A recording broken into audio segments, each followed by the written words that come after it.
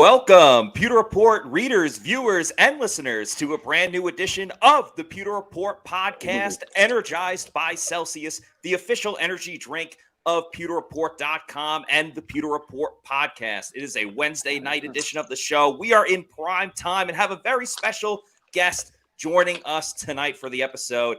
Bucs running back Rachaad White. We'll get to him in just a moment. I'm your host, Matt Matera. Joined with me is SR Scott Reynolds. Scott, how are you doing tonight? I'm doing great. And Matt, we're not just joined by one special guest. We have two tonight. That's right. It's not just Rachaad White. It is the lovely Nevaeh White, too, his lovely daughter, who's going to be joining the program. And any questions that Rachaad passes on, we're going to go right to Nevaeh, and we're going to ask her. So yeah, that's right. We're going to go straight to the source. So without further ado, ladies and gentlemen, joining the show right now, Bucs running back, number one in the program, number one in your hearts. It is Rachaad White. Rachaad, how you doing tonight? Thank you for joining the show. I'm doing good. Thank you guys for having me. I'm doing good. How you guys doing? Doing awesome. It's a pleasure to have you. You're a recurring guest now. We've had you on the program twice, and really appreciate you joining the Pewter Report podcast. No, man, I appreciate coming on here anytime you guys ask. Yep. Well, let's get right into it. As Matt kind of alluded to, number one, when you take on the number one jersey, Rachaad, that's a little bit of a responsibility, right? What led to the number change for you, and are you ready to be that number one Buck this year running the ball? Yeah, I mean, just taking on the jersey, the number one, it's just amazing. Just be blessed to be able to change my number, honestly. I'm going to start that there. But yeah, just new change, man, new beginnings. It was just new energy, things like that. So I had already wanted a single digit and originally wanted to go back to number 3, but number 1 was just suiting. Just felt it was for me. Something was about it. So it was great. It was great that the Bucs and Coach Bowles and Brad and the guys let me change in the NFL. Yeah, so, it looks like a great number already. And you talked about change and new beginnings. So I'm just curious, for you going into year 2, how different has it been just this offseason in general? Because last year you're getting drafted to the Bucs, you're moving to Tampa, a new place, so many different things going on. This year you can just kind of focus on your training, getting in shape, being that RB1. Just how different has this offseason been for you in your second season? For me, it's just been great. Like you said, you just have more time off after the season and just to, relax, get away for a little bit, as well as, just do little things what I did just to try to keep myself somewhat up to par and not lose, control of all of myself and gain a lot of weight and stuff like that. But just keep things in pack, man. So just a lot of free time, like you said, and just going in, just doing what you do. So just little antics of last year, how it played out in a year, how we wanted it to be, but how, as well as everybody got goals for themselves, so how I wanted it to be. So just looking back at some old things and seeing what I needed to correct and fix, and going to this off season, and attack that. And that's kind of just what I did, and with the help of a lot of people. Rachaad, I want to say that for most running backs, one of those personal goals is getting 1,000 yards. And you're a team first guy, right? You just want to win. I know that the yards don't mean that much to you, but you know what? If you got 1,000 yards under your belt this season as a running back, that's going to help the team. Is that one kind of a precursor that a 1,000-yard season is coming for you this year?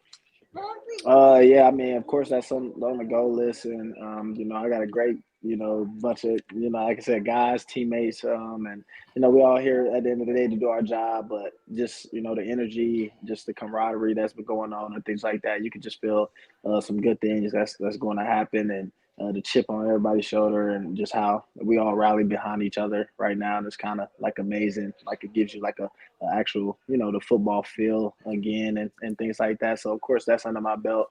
Tampa hasn't had a 1,000-yard rusher in a good minute. So of course, you want to kind of break that, like you said, that curse and things like that. Yeah, I want to skip ahead. I know we have a lot of questions for you, but boy, you went right to one that is near and dear to my heart. I've written about it in my SR's Fab 5 column on Pewter Report before. It just seems to me that whether it's Baker Mayfield coming in as kind of all of a sudden journeyman quarterback trying to get back to that elite starter level, or you guys coming off of a season last year where you were NFC South champions, but you were also 8-9. It didn't end the way you guys wanted it to end in Atlanta. and then, of course, at home against Dallas. It seems to me like this team, maybe yourself included, do have a lot of big chips on your shoulders. Is that fair to say? A lot of people are already counting you out, not Pewter Report, but a lot of the national media and pundits are already counting you guys out this year.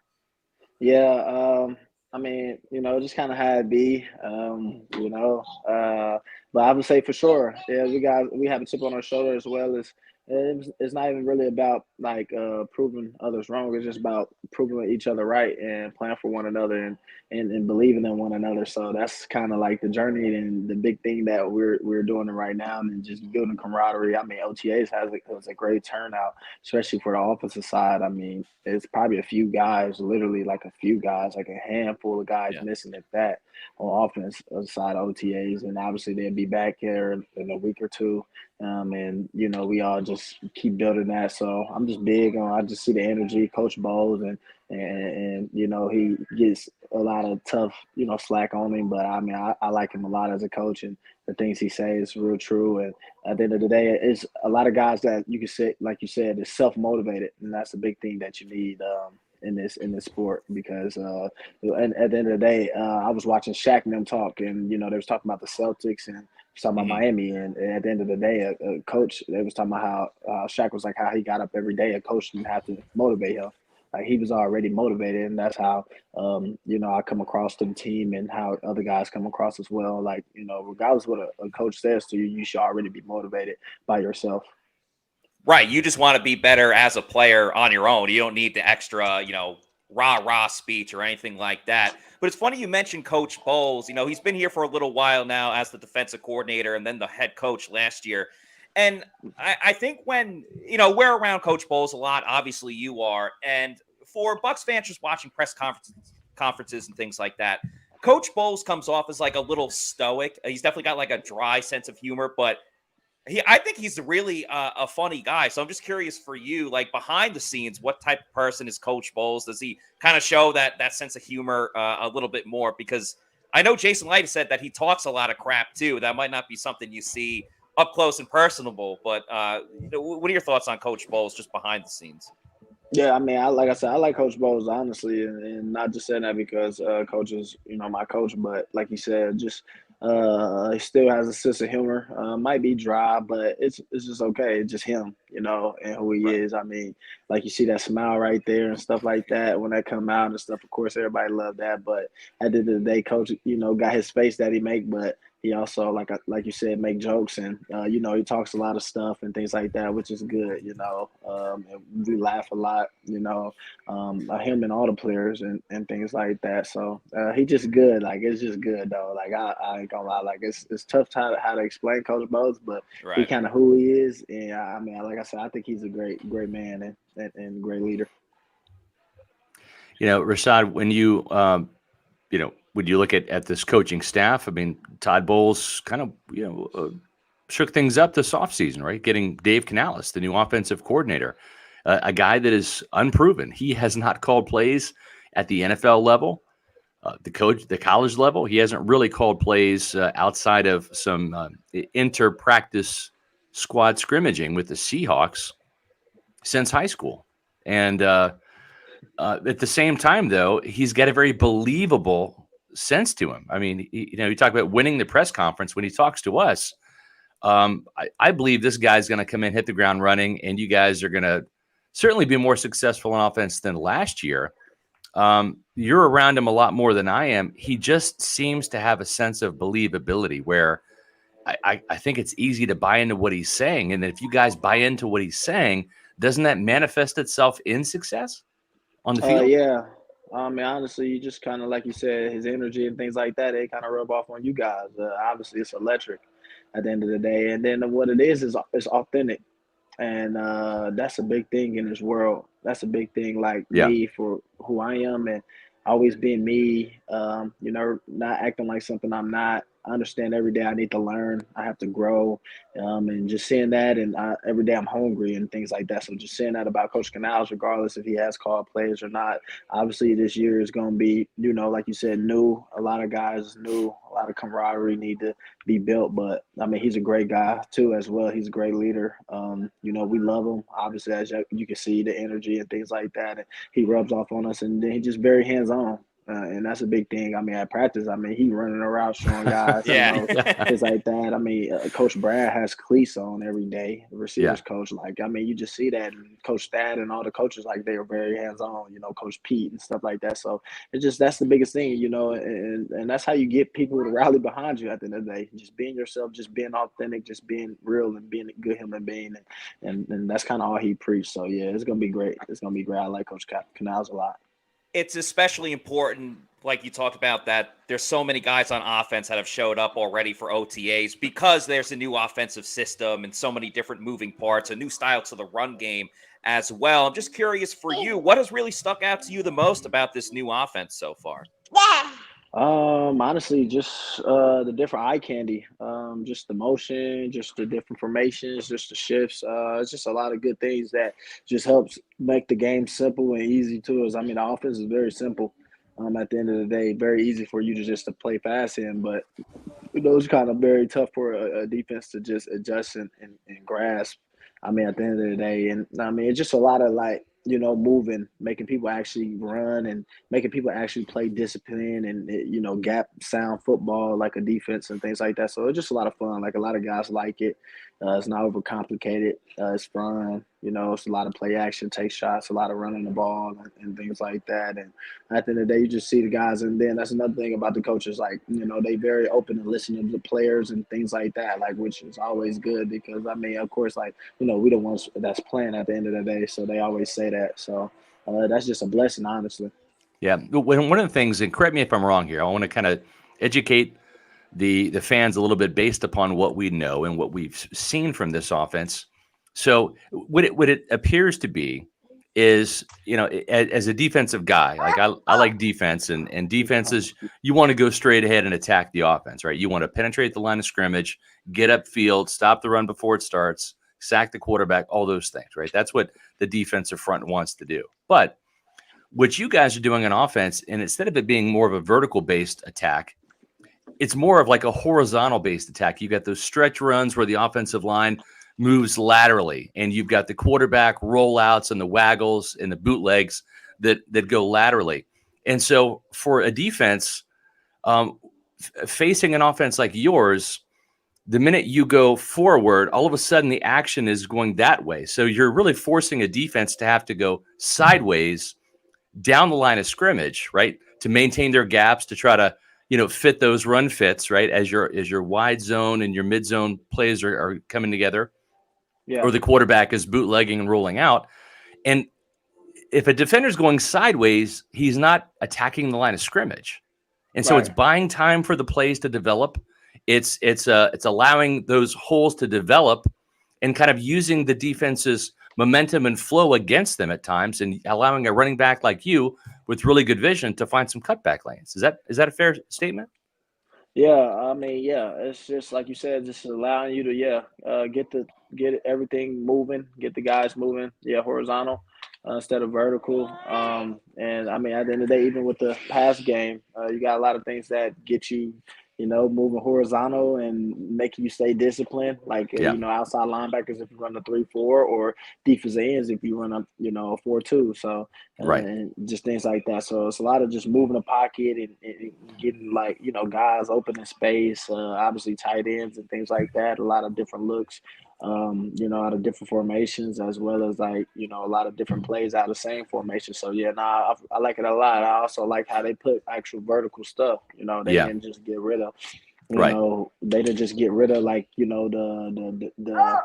old school dive and the old school dive and double team and things like that. They we kept that in, as well as adding to this offense, as well as the power scheme and stuff like that as well, adding to the run game in this offense and things like that. So that's a lot of good things though, like you said, in this offense, man. It's very exciting for sure.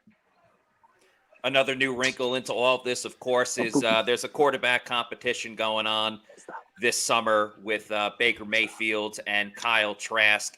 It does seem like whoever's going to win the job, one of the number one priorities and objectives really is to hold on to the football. And whoever doesn't turn it over as much could end up being the winner. Do you kind of see it that way? It's going to be a lot of running, which obviously plays in favor for you. And then just making sure you take care of the football, because this defense is talented enough. This offense has a ton of weapons. As long as you're not beating yourself, this team can really go places this year because they have a lot of talent on it.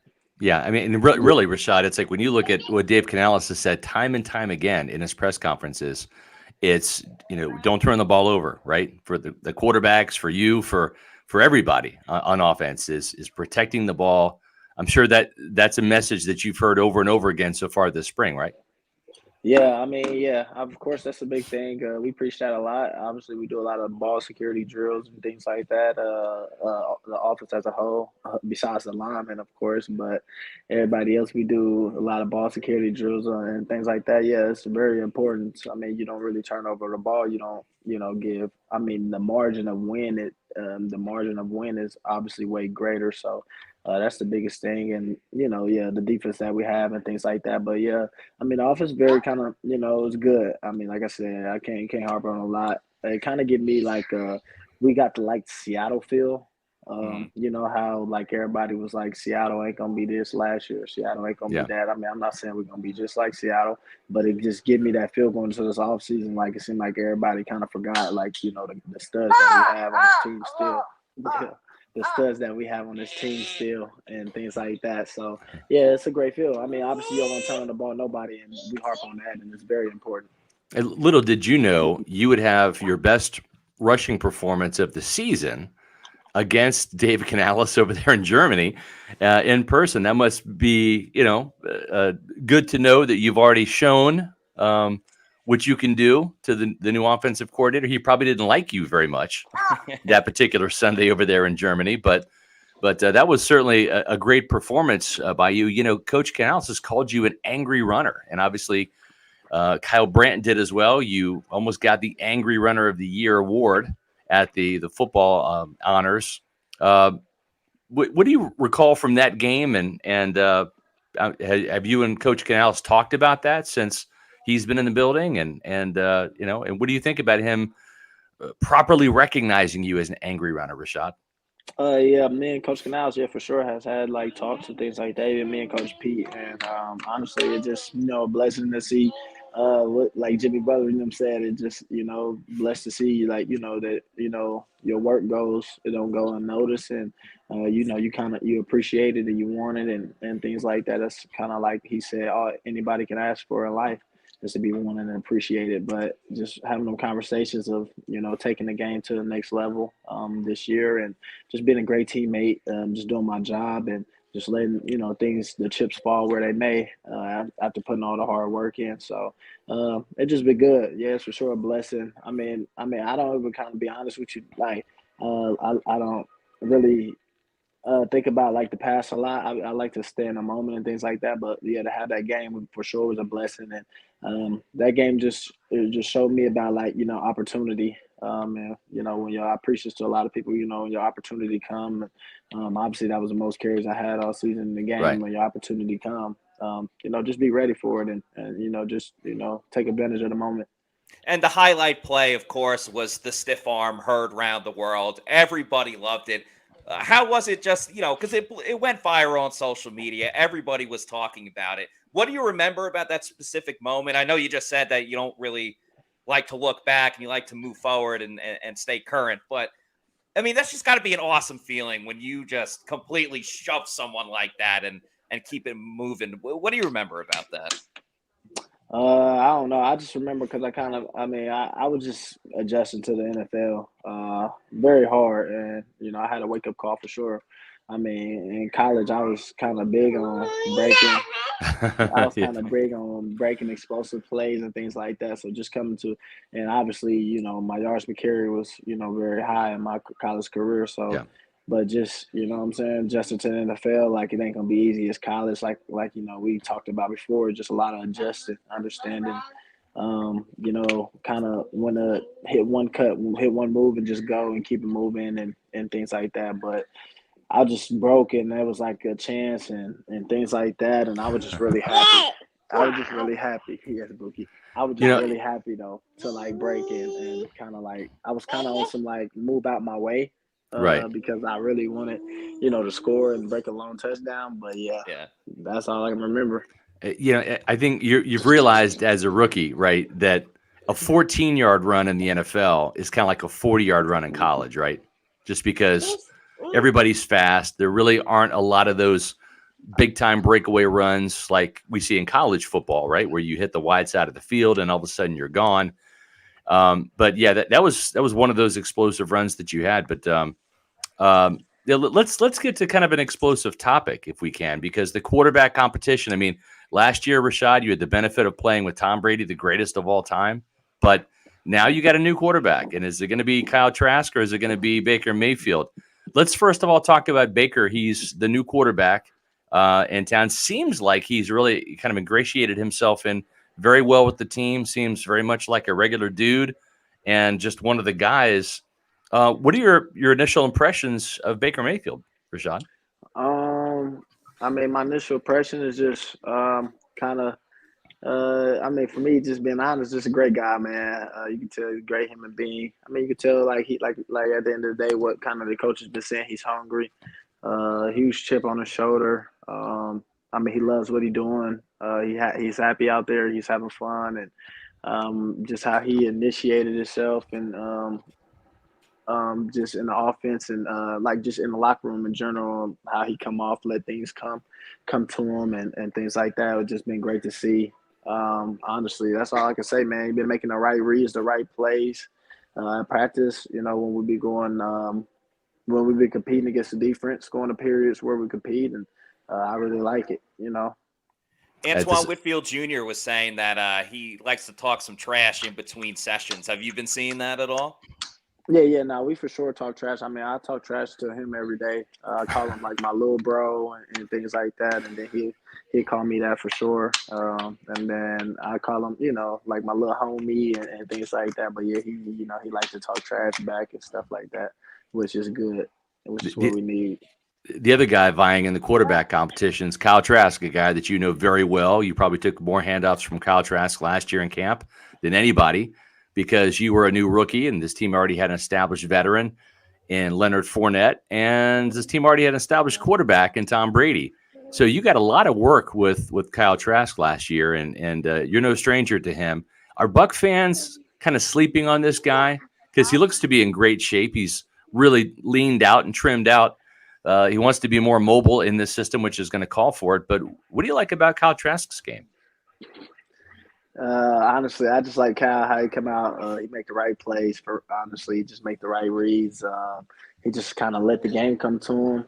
He doesn't rush. He doesn't first. He doesn't force anything. He just trusts the process. You can just tell, like you said, he just put in a lot of work. Just being honest, and you could just see it. I mean, the guys really like him as well too. You could tell his confidence and his swagger for sure has gone up and kind of went through the roof, and it's just good to see a guy like that. Been waiting years and waiting time behind, like you said, Tom Brady, the best to ever do it, and to get his chance now is just a blessing. That's all you can ask for. It's just a chance to compete. When it comes to speed, you definitely have speed, and you've also added some size this offseason too. You don't want to get too big, but where are you at in terms of the scale right now? You came in around 212 or 215-ish. Now you're over 220. Is that about right? Nah, I mean, I'm not over 220, but I'm about 220 on the dot. I get on the scale. I'm 220 on the dot. Do you like being a bigger back? Huh? You like being a bigger back? Yeah, it's just kind of for me, just the way I gained it. Like you said, just gained it in a lot of like explosiveness, explosive workouts with Anthony Paroli, obviously our strength conditioning coach, and Andre and MJ, and obviously Corey and Wade, all of our coaches, strength coaches in the building, and we just put in kind of a lot of work to transform my body into where I can I just feel more stronger, and as well as I just feel more powerful, Yeah. and kind of more explosive. So that was a big thing, but just not trying to get rid of, like, everything that I still can do, Right. the routes I run, and things like that. Still be able to be agile and get in and out of breaks and things like that. So yeah, I really feel good where I'm at, honestly. Obviously, and then you go into camp, you're gonna probably lose like 3 or so, Yeah. 2 pounds. Right. So you'd be all right. So I'll probably be playing at like 217, 218. Yeah. Now I don't want to talk out of turn here, but you're a fast running back, but you may not be the fastest Buccaneer on the team. Correct me if I'm wrong, but you got a lot of fast guys on this team. Jamel Dean, Zion McCollum, Trey Palmer, the guy they just added, DT, Devin Tompkins. Who's the fastest Buccaneer on this team? If you had to pick a winner out of a hypothetical 40-yard dash, who's going to take the crown over there at the Advent Health Training Center? Man, that's tough. I'd probably say Jamel. Just how he be running. I don't know. It just be effortless, but he just be moving. So yeah, I'd probably say Jamel for sure. Okay. Who's your favorite or best Bucs teammate? Someone that you're either closest with, or someone that is a leader on this team. Who's the best Bucs teammate in the locker room? I don't know, man. My favorite, I mess with all the guys. I mean, me and Keyshawn very strong. Me and Chase our running back room very tight knit. All the guys in there. I mean, even new guys, Patrick as well, Sean and Ronnie and things like that. We all tight knit, but I mean, we're very close with the linemen, Hainsey. I mean, Tristan. We all talk stuff to each other, play around, mess with each other. I mean, like I say, like everybody really close. I couldn't say honestly if I had a favorite. Even like us and like everybody, literally like everybody, like everybody and mess with one another. Like I mess with KJ and Gilbert and linebackers. I mean, I mess with everybody. I mess with D Delaney. Like I mess with a lot of guys. Tony Chesley. I mess with Zion. I mess with a lot of guys. One of the bigger moves this offseason is Tristan Wirfs going from right tackle to left tackle. And then you've got Luke Gedeke going from left guard to right tackle. What are your thoughts on kind of the reshuffled offensive line? And also, too, one of your newer additions there is also a big guy, and that's Matt Filard. When you look at number 71 there, that's a mountain of a man. You put him right next to Tristan Wirfs, who's 6'5", 345. You got Filer, who's 6'6", 330. I mean, you want to run behind some guys. Holy smokes, that left side of the line is looking pretty beefy, Rachaad. Yeah, so I mean, the new addition of the linemen, I mean, it's just been great. Just been great to see, especially how them guys have came together. Honestly, I mean, like you said, just a lot of kind of great size, huge individuals. They put in a lot of work. I mean, I watch them guys. I mean, as you can see, look at their arms. They do arms every day, literally. I be trying to tell them to chill out. All of them chill out on the arms. They're gonna explode, but things like that. But they don't, they don't be want to listen to me, which I respect it. So, but like, I mean, it's just great to see guys healthy, guys working, training hard. I mean, you just see a lot of guys putting a lot of work and a lot of guys that wanted it and want to get better and take their game to the next level. So it's just great to see. I mean, obviously, and then we just know, who Tristan is and what he stands for. Got a question here from Pewter Report's J.C. Allen. Rachaad, what's the biggest difference that Skippy, your new running backs coach, has brought to you and the running back room? For me, I would just say good vibes. He's been very, authentic, very on point. He's just been very, himself, and he just be very on you. Be very detailed, very, detail oriented. We got a lot of stories. I mean, he done coached a lot of great backs. I mean, so he just demands and actually commands that respect at the end of the day. And in this world, you can appreciate a running back coach like that because you just know who he coached and his background and who he is and what he stands for and how he comes off and coaches us every day. And yes, and then it just make you want to play for a guy like that because he's gonna make you better. Let's roll on with a couple more questions here. We appreciate your time very much, Rachaad. When you look at No problem. at this schedule, it's a little bit different. Not just the teams, of course, that's going to change from year to year. But last year with Tom Brady and you guys coming off a 12 or a 13-4 season, you had a lot of primetime games, a lot of 4:25 starts, late afternoon and night games. This year, not nearly as many, and you've got the majority of your games at 1:00. I've talked to Buccaneer players over my nearly 3 decades of doing this. Some really love the primetime games and getting up for it, but a lot of them too, and this may kind of upset some of the fans or surprise some fans. A lot of you guys like to just get out of bed and play football, and the sooner the better. They like those 1:00 games. How does the schedule with a lot of those 1:00 games sit with you, Rachaad?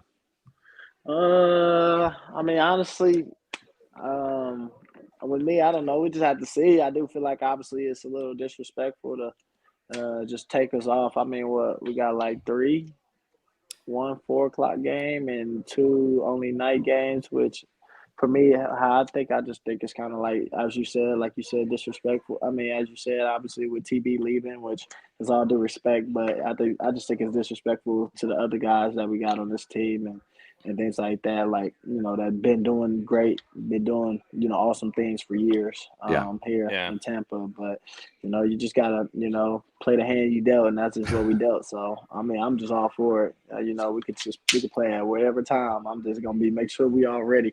Yeah. The Bucs have a Monday night game against the Eagles and a Thursday night game against the Bills. So some big time opponents when you guys are in prime time. I'm just curious, is there any game on the schedule that you're most looking forward to playing against a certain team? For me personally, no, not in any particular game. I'm just looking ready to go out there every game. Honestly, every game is gonna be a new week, new opponent. New opportunity, and that's just really what you can just look for, man. I'm very excited about this season, going into year 2. Like I said, our team and where we're going to be when it's time for us to be, and that's really it. Yeah, I have want to get. I was going to say, but Buccaneer fans, you can follow Rachaad White on social media. Below, we've got a ticker here with his Twitter, Instagram channels, and also a new YouTube channel. Right. And let's get into that a quick minute, because you have a YouTube channel. You've put up a couple of videos. It kind of gives fans of yours and Buccaneer fans a behind the scenes look, and that's available on YouTube at Rachaad White 1.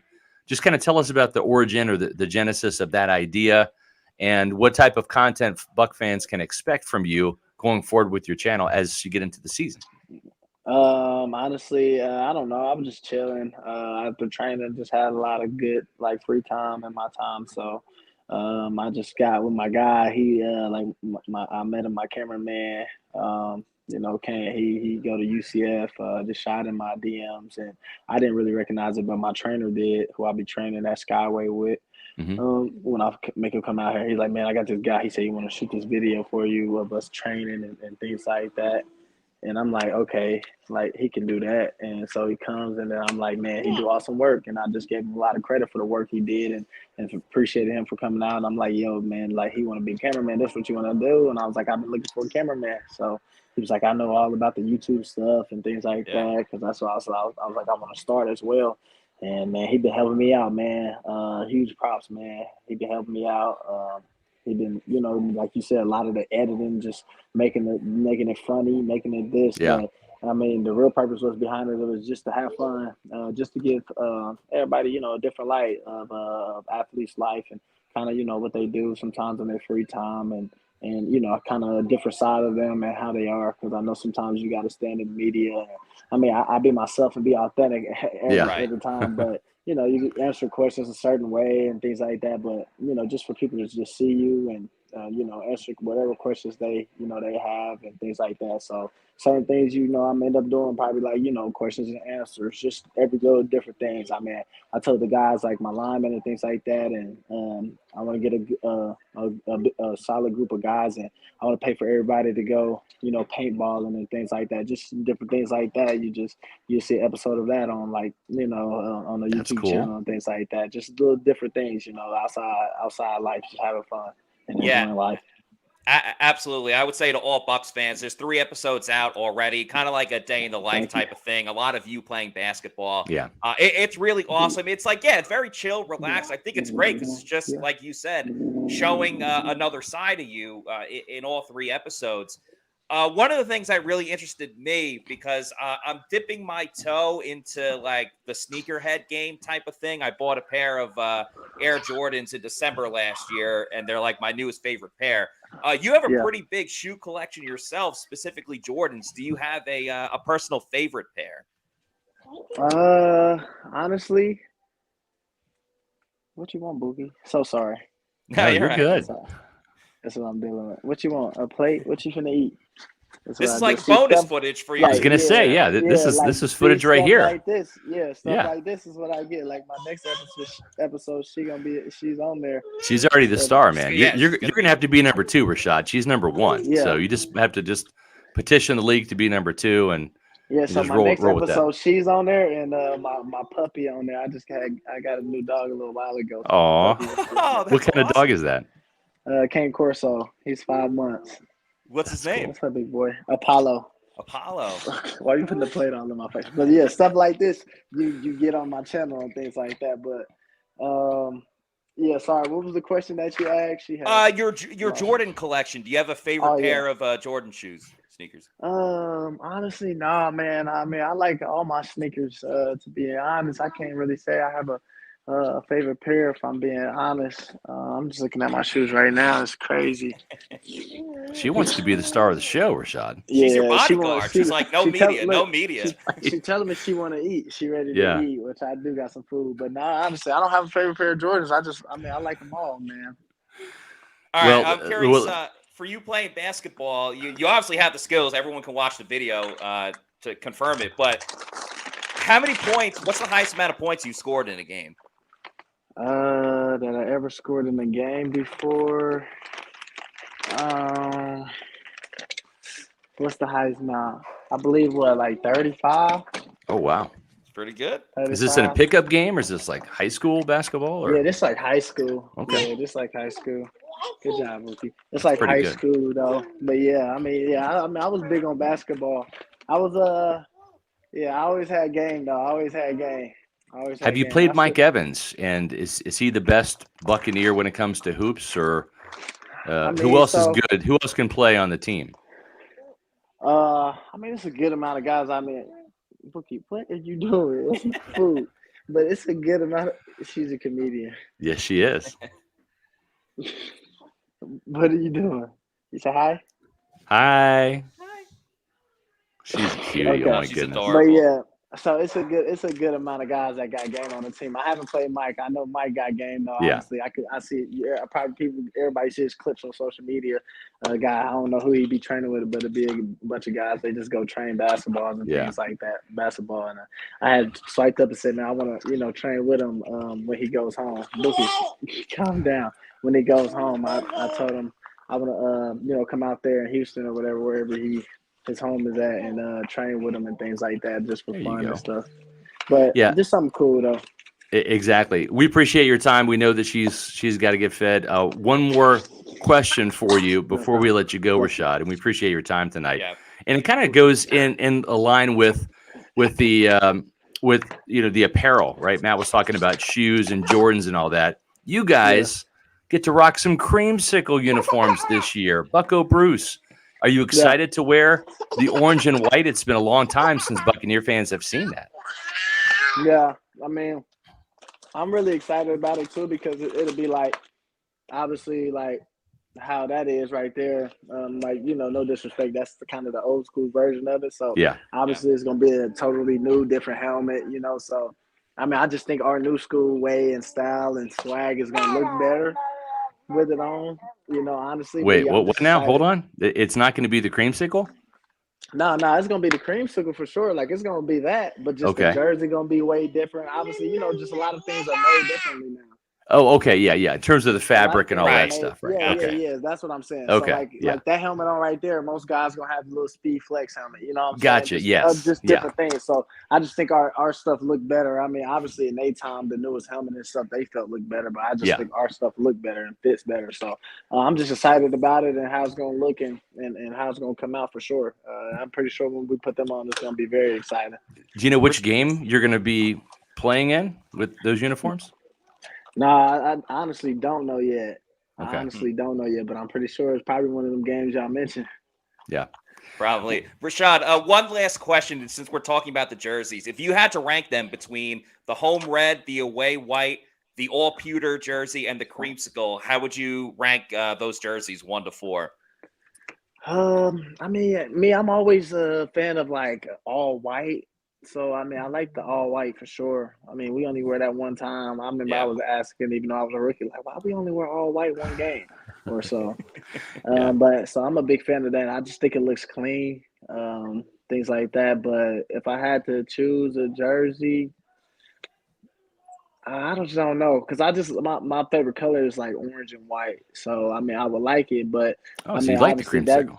yeah, I mean, obviously that's gonna go well. But it's for me, it's also like I would like it to be the opposite. Like I think I know back in the day, I think I was looking at pictures on the wall. Yeah. I think they They had had the white actually two jersey and the white orange jerseys with pants. the orange pants. Like yeah, Yeah. I like probably that better for me. Okay. That's Just interesting. who I am. But I mean, you can't go wrong with the orange jersey and the white as well, though, as the Yeah. white. So I'll probably say, yeah, that's going to be the best jersey this year for sure. That's awesome. Because, Yeah, that's like, great. like I was mentioning, like you said, just different jerseys. It's going to be like Yeah. a different fabric and things like that. So how it's going to look, like you said, guys hasn't seen it in a long time. So it's going to just look totally different than what it looked like then. Yeah, exactly. Buccaneers have got some awesome jerseys. I'm so glad that they For ditched sure. the old. I got this because it was given to me by the team for my 20th year covering the team. I'm not a fan of the old digital clock font and the old Is it look, good? but Is it good? the fact that they went to the classic red and pewter look and then are bringing back the throwbacks, and even that all pewter looks pretty cool too. Do you like that look? Yeah. I thought it was clean for sure. I thought it was Yeah. real clean. That's I awesome. thought it was That's clean. great. Man, you're going to be in for a big season. We're going to be there at Pewter Report to chronicle every minute of it, every carry, every yard, every catch that you get, every touchdown. And we really appreciate your time as a recurring Yes. guest here on Pewter Report. Thanks for coming back and joining the Pewter Report podcast and bringing your special guest, the lovely Nevaeh. She's actually number 1, man. Sorry, you're number 2 now, but yeah, that's but- how it be. I see somebody say, "Oh, the baby's so cute." That's how it be all the time. She take all Yes. the shine. Nothing wrong with that. That's fine.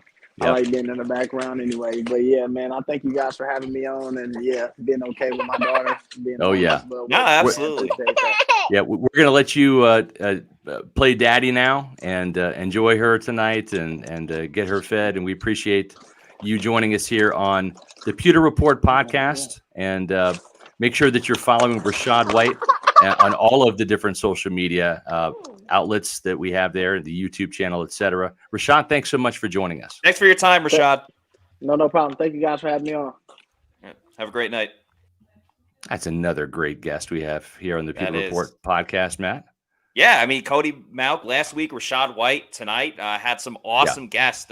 Great conversation with Rachaad and having his daughter, Nevaeh, on as well. Super, super fun. I hope everybody enjoyed it. I hope they enjoyed it as much as I enjoy having a Celsius energy drink, which, of course, is the official sponsor of the Pewter Report podcast. Folks, we talked about speed on this show. Who's the fastest Buccaneer? I don't know what's faster. Jamel Dean, the fastest Buccaneer on the Bucs, according to Rachaad White, or the staff at Celsius for how quickly and how fast they produce new flavors of Celsius. Because every single week it feels like they have new ones. Oasis Vibe is one of the newest ones right now. Of course, you can't go wrong with sparkling lemon lime, sparkling orange, sparkling watermelon. Arctic Vibe is one of my personal favorites as well, along with the strawberry lemonade. Zero sugar, none of that post-energy drink crash or jitters that you get with other products out there. If you want to know where to find a Celsius energy drink, punch in the address of where you are at on the Celsius website, and it will give you the literal closest location of where to find one at your local Walmart, Target convenience store, your 7-Eleven, or your bodega. And yeah, make sure you enjoy Celsius energy drinks. If you want to start getting them in bulk, because as we talked about, there's so many flavors, get that variety pack, because variety is the spice of life. Head on over to Amazon, do the subscribe and save with Celsius, and you can have a bulk pack come to your house or apartment whenever you want. You set up the amount of time for the shipping, whether it's weekly, monthly, quarterly, yearly. Just as long as you're drinking Celsius energy drink, we absolutely love it. So Celsius energy drinks, the official sponsor of the Pewter Report podcast.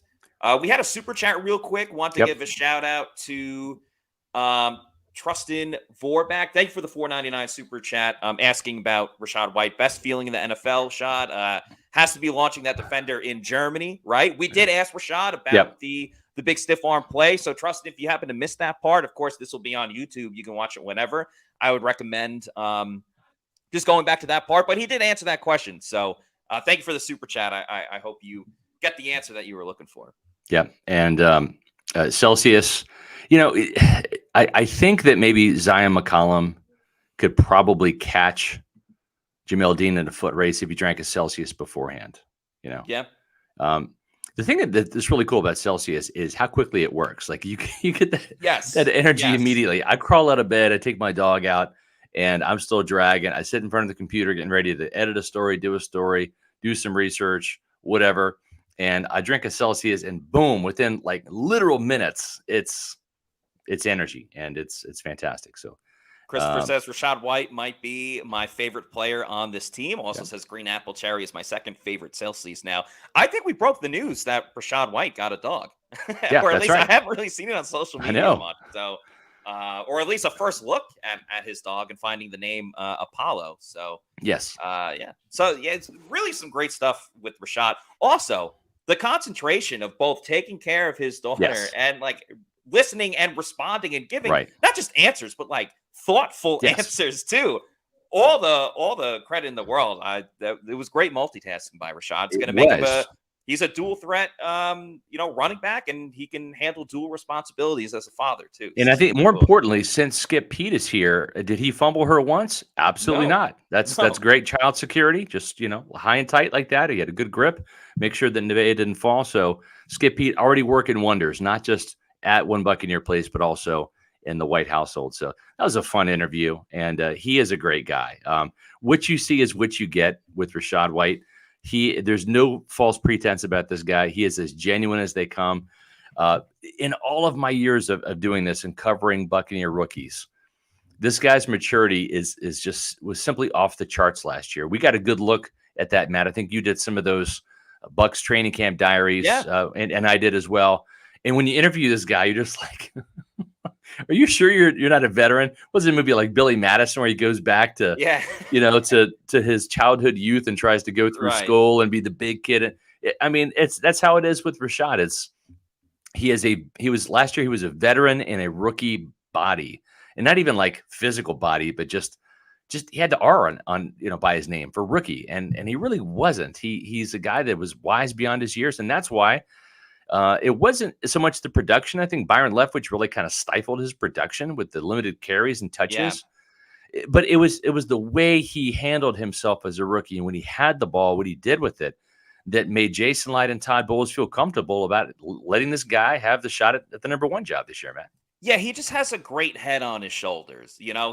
He's able to handle things pretty well overall, and he really toes the line extremely well of a very humble guy. Like, he didn't come out starting out the gate being RB1. He obviously had to earn that role. Even this year, he did a press conference a couple weeks ago, and I asked him about being the starter, and he's like, I'm not the starting running back yet, but we all know he will be. But, he's humble enough to not say that. But then he also has like a quiet cockiness / confidence to him that I think is needed. And like I said, towing the line, it doesn't go over by any means. Now, if you watch his YouTube channel, you'll see him talk some trash when he's playing basketball, and you really see that confidence come out a little bit more. But Yeah, I'm really excited for what he can do this year. I think the question at running back really is who's going to be RB2 and 3 or Yeah. potentially 4, because Rachaad's got it locked as RB1 as long as the Bucs don't do anything silly like sign Ezekiel Elliott or if the Vikings cut Dalvin Cook or anything like that. But this is Rachaad's job to really conquer, I would say. And that's why fantasy football-wise, for those that play that, he's going to be an exciting guy to pick this year. And I think one of the inside little scoop, inside tidbits that we'll share with you guys before we're signing off tonight. We appreciate everybody joining the Pewter Reports podcast tonight. Is the fact that, and I think I wrote about this a little bit last week in SR's Fab 5, the Bucs did not practice much running inside the 10-yard line. It was almost exclusively pass plays by Byron Leftwich in practice. And that's why during the week, or during game day, they didn't have a lot of success running the ball, and they didn't try to run the ball a lot. That's why we saw Tom Brady take sacks on second and third down inside the 10-yard line, because it became so predictable that they were going to throw the ball inside the 10-yard line and inside the red zone, almost as predictable as on first down, Byron's going to run the ball.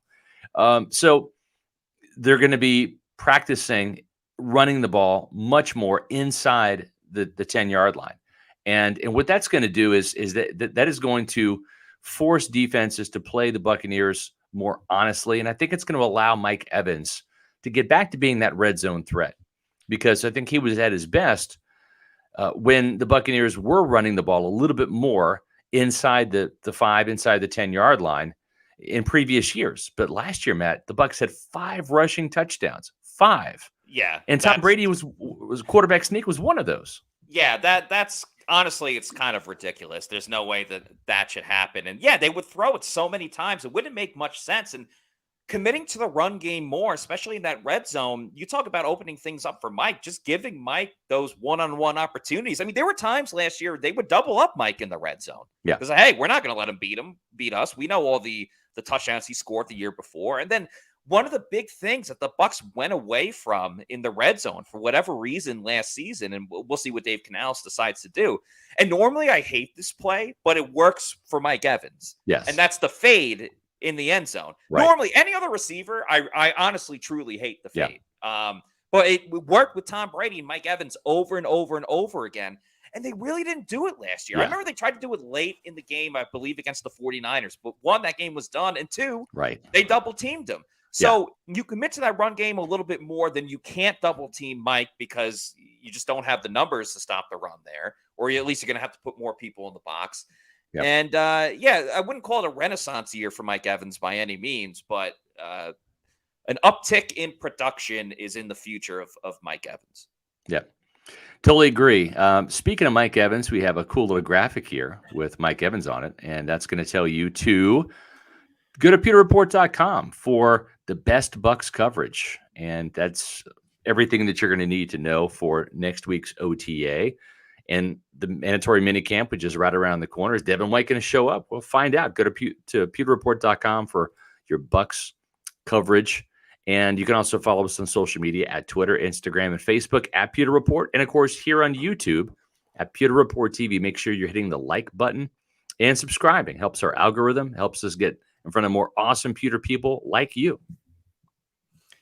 Absolutely. Let's get to one last comment here. King Cook. Rachaad White was on earlier, but luckily you can just go back and watch it right now because we're going to be signing off in just a moment. Tom Bucs fan also says, last fade route I saw at Evans was the Dallas game in the opener. And remember, it made for that great touchdown catch. So, hopefully we'll see a lot more of that this year, or at least Dave Canales just scheming ways to get Mike Evans and Chris Godwin open. Let's not forget, Chris Godwin didn't score a lot of touchdowns last year either. I believe it was 3, so he can definitely get more next season. But speaking of more, we're going to have more Pewter Report podcasts. Yeah. And hold on. I just got a text from Rachaad White. He just texted me. Thank you guys for having me on. Appreciate it. Like, he's the man. I mean, it's great when Buccaneer players join us for interviews and all of this. It's rare that they text us. Thanks for having me on. Right. Special guy, man. We're the one thanking him. I mean, he's exactly gracious enough to give us some of his time. Exactly. Yeah, so huge props to Rachaad Yeah. White for coming on the show tonight. Loved having him on. Love all the Pewter people, everyone that got to watch the Thank show. you. Tonight, we'll be back tomorrow night for another 7 p.m. edition, where we're going to talk about some of the faces of the Bucs, some of the pillars of the Bucs for future seasons. Going to be a lot of fun as we close out the week of podcasts. So for Scott Reynolds, I'm Matt Matera. For Rachaad White and Nevaeh White as well, we're saying thank you, everybody, for watching, and we will see you tomorrow night for another edition of the Pewter Report Podcast. Thank you, Rachaad. Out. I'm going to throw up a 1 for Rachaad White tonight. I like that. All right, we're putting up the ones tonight. Out. Out.